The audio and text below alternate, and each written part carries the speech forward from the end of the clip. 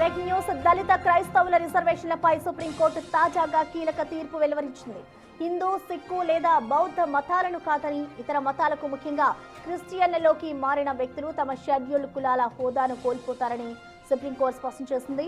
క్రైస్తవ మతంలోకి మారిన దళితులు రాజ్యాంగబద్ధంగా లభించే ఎస్సీ రిజర్వేషన్లు గాని ఎస్సీ ఎస్టీ అట్రాసిటీ చట్టం కింద లభించే సేఫ్టీని పొందలేరని కోర్టు తీర్పునిచ్చింది.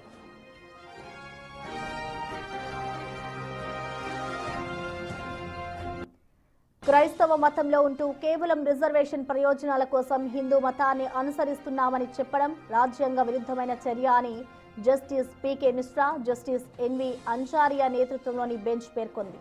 క్రైస్తవ మతంలో కుల వివక్ష లేదని, అందుకే అక్కడ ఎస్సీ రిజర్వేషన్ల అవసరం ఉండదని కోర్టు గత తీర్పులను అలాగే ఆంధ్రప్రదేశ్ హైకోర్టు ఇచ్చిన ఉత్తర్వులను సమర్థించింది.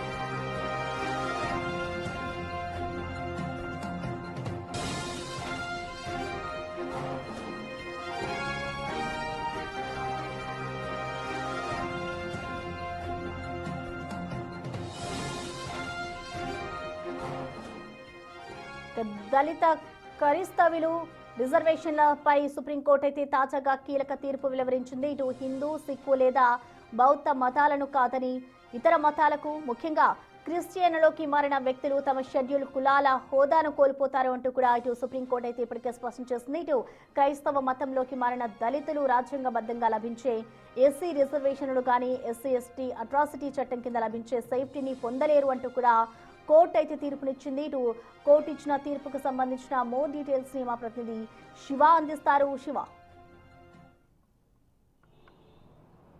రైట్ ప్రసన్న, ఈరోజు సుప్రీంకోర్టు కీలక తీర్పును వెల్లడించింది. ఈ క్రైస్తవ మతానికి సంబంధించి ఎవరైతే ఎస్సీగా ఉన్న వారికి మాత్రమే అది ఎస్సీగా వర్తిస్తే తప్ప వేరే కులాలకు సంబంధించిన వారు క్రైస్తవులుగా మారితే వారికి ఎస్సీగా పరిగణించరు అనేది కూడా సుప్రీం ధర్మాసనం ఈరోజు కీలక తీర్పును వెల్లడించింది. ప్రధానంగా ఈ క్రైస్తవ మతంలోకి మారితే ఎస్సీ హోదా రద్దు అనేది కూడా ప్రధానంగా సుప్రీం ధర్మాసనం తెలియజేసింది.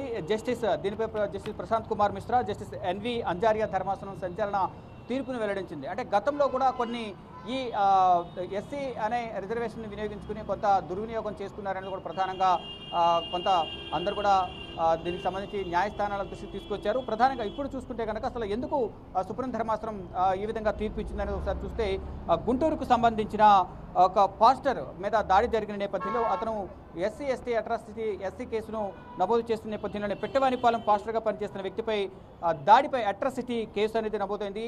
బాధితుడు దశాబ్ద కాలంగా పాస్టర్గా పనిచేస్తున్నారు. ఘటన జరిగిన సమయంలోనూ అతను ప్రార్థనలు చేస్తున్న సమయంలో ఈ దాడి జరిగింది అనేది కూడా ప్రధానంగా న్యాయస్థానం దృష్టికి తీసుకొచ్చారు. క్రైస్తవ మతంలో కుల వ్యవస్థకు తావు లేదంటూ కూడా సుప్రీం ధర్మాసనం తెలియజేసింది. కావున అట్రాసిటీ చట్టం కింద ఫిర్యాదు చేసి హక్కు ఉందని కోర్టు స్పష్టీకరణ చేసింది. అంటే చేసే హక్కు ఉండదని, అంటే ప్రధానంగా ఈ మతాలకు కులాలకు తావు ఉండదు మతాల్లో అనేది ప్రధానంగా సుప్రీం ధర్మాసనం తెలియజేసింది. దానిలో భాగంగా మతాన్ని అడ్డు పెట్టుకుని కేసులు నమోదు చేయాలని చూస్తే అవకాశం ఉండదు, దానికి తావు ఉండదని కూడా సుప్రీం ధర్మాసనం ఈరోజు తీర్పు సందర్భంగా వెల్లడించింది. అంటే తహసీల్దార్ ఇచ్చిన కుల ధృవీకరణ పత్రం ఆధారంగా మత మార్పిడి తర్వాత ఆ రక్షణ పొందే అర్హత ఉండదని కూడా సుప్రీం ధర్మాసనం తెలియజేసింది. అంటే ఆంధ్రప్రదేశ్ హైకోర్టు ఇచ్చిన తీర్పును సుప్రీం ధర్మాసనం సమర్థించింది. హిందూ, సిక్కు, బౌద్ధ మతాలు కాకుండా ఇతర మతాల్లోకి మారితే ఎస్సీ హోదా వర్తించదంటూ కూడా సుప్రీం ధర్మాసనం వెల్లడించింది. అంటే ఒక పాస్టర్పై దాడి జరిగిన నేపథ్యంలో అతను నమోదు చేసిన కేసు ఏదైతుందో ఫిర్యాదు చేసిన నేపథ్యంలో అది ఏపీ హైకోర్టు దాన్ని ఏదైతే సుప్రీంకోర్టు వ్యాఖ్యలు చేసిందో అది మతానికి వర్తించదు అనేది, కులానికి వర్తించదు, ఎటువంటి ఆంక్షలు ఉండవు దాంట్లో అనేది, అంటే కులం అనేది రద్దు అవుతుంది, ఎస్సీ హోదా రద్దు అవుతుంది అనేది ప్రధానంగా ఏపీ హైకోర్టు ఇచ్చిన తీర్పును సమర్థిస్తూ సుప్రీం ధర్మాసనం కూడా అదే తీర్పును వెల్లడించిన నేపథ్యంలో ఇక ప్రధానంగా చూసుకుంటే హిందూ కానీ సిక్కు, బౌద్ధ మతాలు కాకుండా ఇతర మతాల్లోకి మారితే మాత్రం ఎస్సీ హోదా వర్తించదు అనేది, షెడ్యూల్ క్యాస్ట్ ఏదైతుందో అది వర్తించదు అనేది కూడా సుప్రీం ధర్మాసనం తెలియజేసింది. ఇక క్రైస్తవ మతంలోకి మారి ఆచారాలను పాటిస్తున్న వ్యక్తిపై షెడ్యూల్ కులాల సభ్యుడిగా కొనసాగలేరంటూ కూడా మరో వ్యాఖ్య చేసింది సుప్రీం ధర్మాసనం. అందుకే రాజ్యాంగం షెడ్యూల్ కులాలు ఆర్డర్ 1950 ప్రకారం ఈ నిబంధనలు ఖచ్చితమైనవని కూడా వెల్లడించింది. ఇక క్రైస్తవ మతంలోకి మారిన వ్యక్తికి ఎస్సీ ఎస్టీ అట్రాసిటీ నిరోధక చట్టం కింద రక్షణ లభించదు అంటూ కూడా సుప్రీం ధర్మాసనం తేల్చి చెప్పింది. ప్రధానంగా పల్లెటూర్లలో ఏదైనా ఘర్షణ జరిగిన నేపథ్యంలో ఘర్షణ జరిగిన వెంటనే ఎస్సీ ఎస్టీ అట్రాసిటీ కేసు అనేది సామాన్యంగా పెడుతూ ఉంటారు. దానిలో భాగంగా అగ్రకులాలపైన ఈ చట్టాన్ని దుర్వినియోగం చేసి కేసులు పెడుతున్నారనేది కూడా గతంలో కూడా అగ్రకులాల వాడు చాలా ఆగ్రహం ఆందోళన వ్యక్తం చేసిన పరిస్థితి గతంలో కనిపించింది. కానీ ఇప్పుడు ఎట్ ద సేమ్ టైం ఒక పాస్టర్ మీద దాడి చేశారు అనేది ప్రధానంగా చెప్తున్న నేపథ్యంలో పాస్టర్గా పనిచేసినప్పటికీ తహసీల్దార్ కుల ధృవీకరణ పత్రం ఇచ్చినప్పటికీ కూడా అతను పాస్టర్గా కొనసాగిన దానికి సంబంధించి కొన్ని నిబంధనలు ఉంటాయి.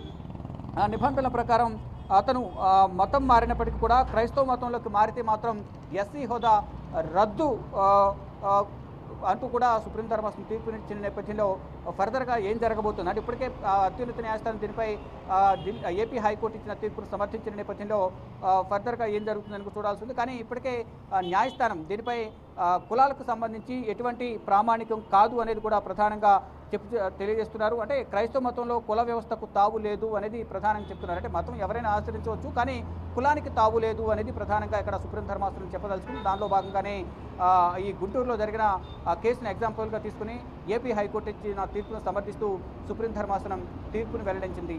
Prasanna. Right, thank you Shiva.